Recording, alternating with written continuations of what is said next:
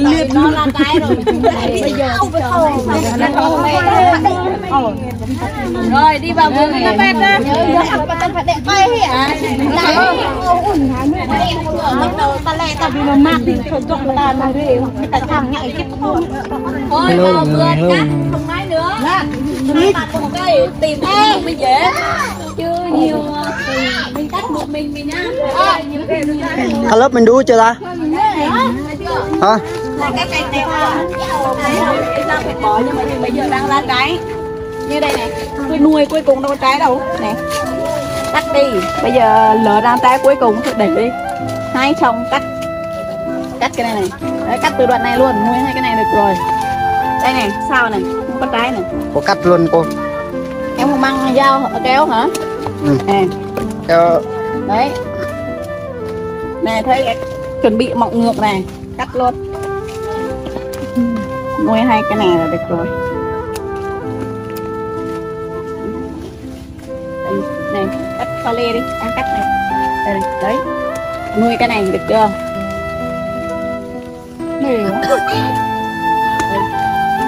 đúng rồi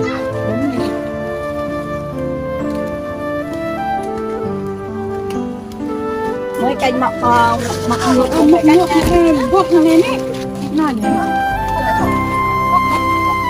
ý là tác động cắt đây này ơi bạn nhận làm việc quay phim đẹp không vấn đây mấy cành khô này thấy chưa đấy khô trái khô cả cành luôn này này cắt sắt đây này nhìn kỹ vào chính vì thế mình ở ngoài mình cắt cành mình không thấy nhưng mà khi cắt phải cắt từ trong ra ngoài mới thấy được chui vào thì chui dưới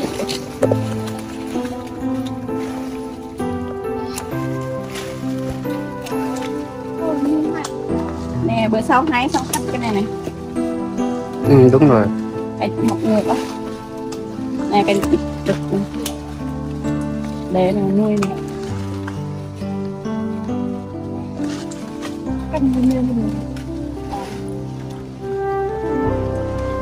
mình sẽ đứng sợ mình nếu mình nuôi được thì mình để còn không nuôi được thì mình để chặt người nó đâu nó chiếm phân nhiều lắm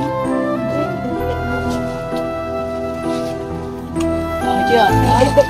Khi mình cắt xong mình phơi nó đỡ hẳn phơi đi xong rồi để xem nào cắt sle hả ô em thun lên đang ngoài ta đâu con này không lượng không có một mình cắt hả đây nè bớt đi đây nè hôm nay cắn tạnh đây tầmนี้thì nuôi cái này nuôi này sau này nó đầy canh mà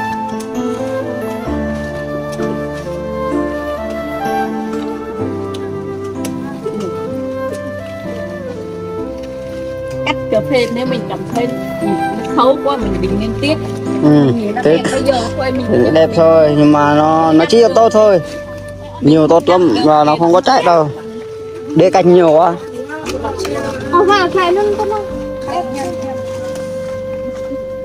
nè em để bên này rồi nè đây này bẻ luôn này ít thôi nữa ít thôi cái này này đây nó múc vào trong rồi đây cắt ra đây em cắt sle á cái này nữa cái này cái này cái này nữa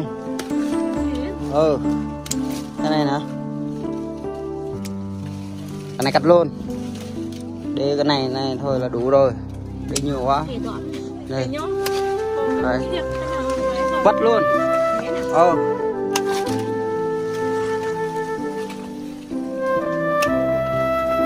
trên đó đúng rồi đây này để hết kênh ở trên không ở trên mà cả làm sao mà để canh nó đi ở trên được đi ngược thế bây giờ chỗ luôn này tao bạch nó nạp vô khắc tao bạch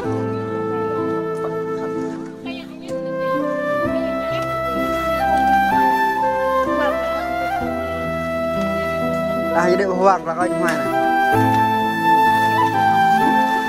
Đúng rồi.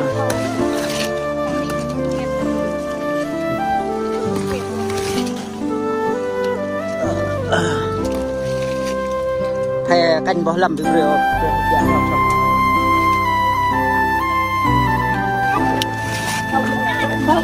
Đây này bẻ luôn này. Này, không, ít thôi cái này này. Thầy học em nguyên á. Đây nó múc vào trong rồi. Đây cắt ra đây. Em. Cắt sle á. Cái này nữa. Cái này. Cái này nữa. Cái này cắt luôn. Để cái này thôi là đủ rồi. Để nhiều quá. Đây. Vắt luôn.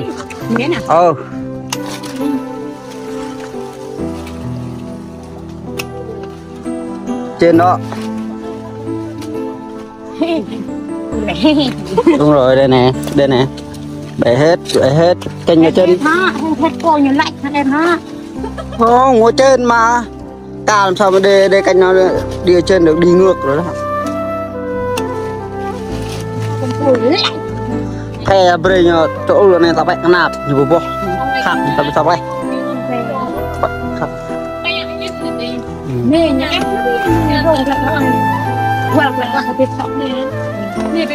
đây để hoang là coi như hoài này. Kiểu như tao mút đúng rồi. Không đi thì như tao ép đi. Cũng kẹp rồi.